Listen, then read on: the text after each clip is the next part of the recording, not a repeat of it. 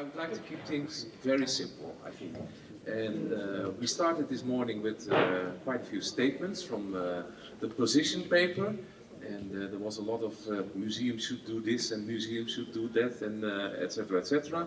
And now I decided to have a somewhat other approach, not what they should do, but what they have done and what they are doing. So I would like to confront the statements of the position paper with what the museums have presented us with during this day session.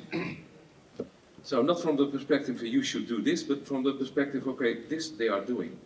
By the way, I started with a question. So, is there a need for museums in safeguarding intangible heritage? Are they necessary? And also the way around, perhaps, is intangible heritage necessary for museums? Well, I don't think museums are necessary for intangible heritage. They're not necessary. If we take museums away, intangible heritage will not disappear.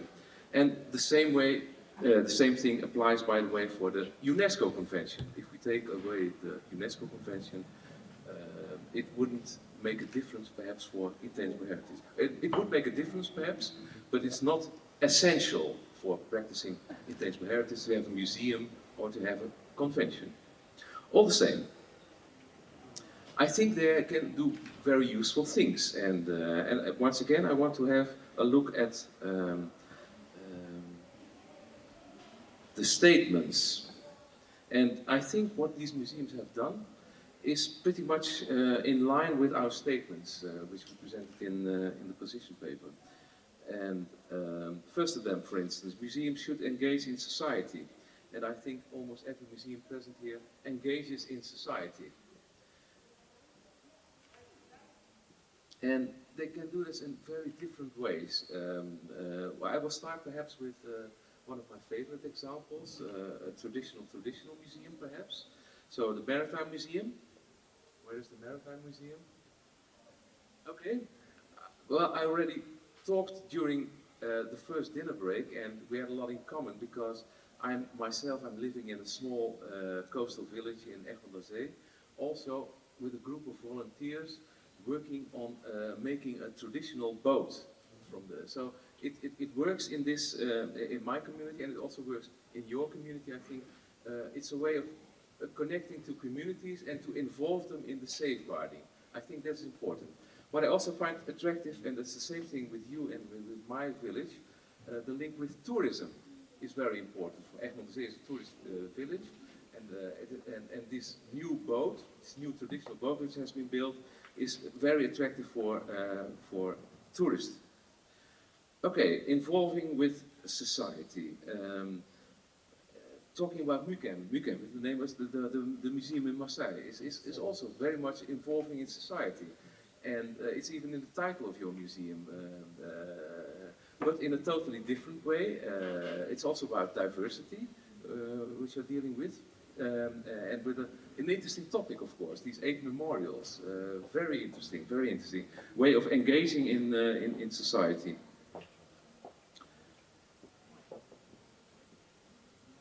There was some talk about reflexivity and about changing it perhaps into dialogue. So should museums add reflexivity, and it was changed into museums can provide places of dialogue.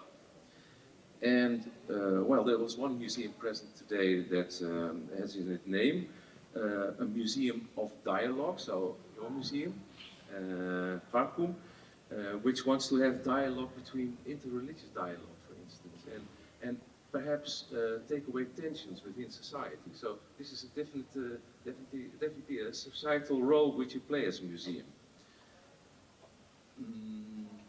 Now, reflexivity was more or less turned down, I think, but all the same, we had some very interesting museum presentations in connection with reflexivity, and I found it very interesting.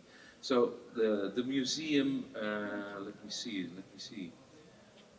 the Museum of Neuchâtel, Switzerland, is a very interesting museum because it makes you think, okay, what is on the inventory and what is not on the inventory, and what should be on the inventory perhaps. So I think this is an important task for museums to think about how do you inventory this intangible heritage, and what are you doing, what do you do not.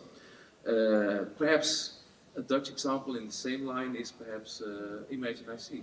Also contributing something to reflexivity and introducing new topics, youth cultures, etc.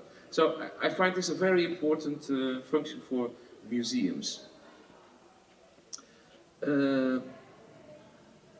The business model we were talking about, I found also very interesting this museum, Taspakan, about food cultures, and talking about ICH is money.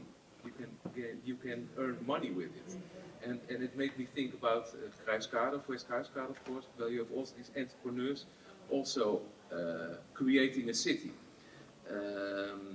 So this is also important that it's about creating a city, and there should also be a business model behind it in a way. And museums are thinking creatively about this, and also in the intangible heritage sector they are thinking about this. Okay, and the last, oh no, not the last one, working together, sharing authority even. Well, co-creation, we had yesterday this presentation of Katrijne Convent, and I liked it a lot. So sharing authority and doing things together. It's one of the hot lines during this conference, I think. But also more or less traditional museums, if I might call them like this. The Volkskunstmuseum in Brugge, yes, in Brugge. Well, a traditional collection perhaps, but now also in connection with communities, the Nepali community. Very interesting, very interesting. So, interesting.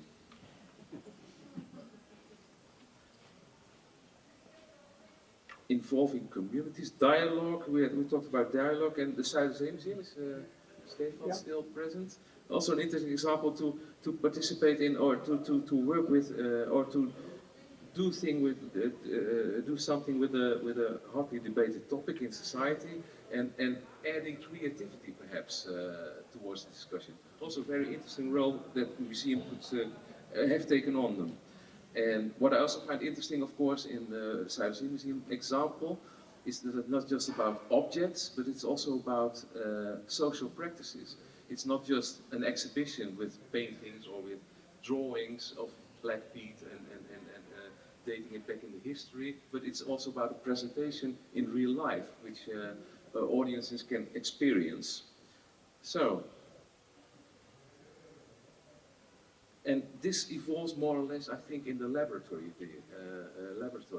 function of a museum. That museums see it as a job to think about with and in society, and contribute to society with new ideas, new creative ideas. And it will not be the solution to everything, but perhaps it can add something to our way of thinking and to new ways of looking at such a tradition. So this laboratory function was the last statement of our position paper.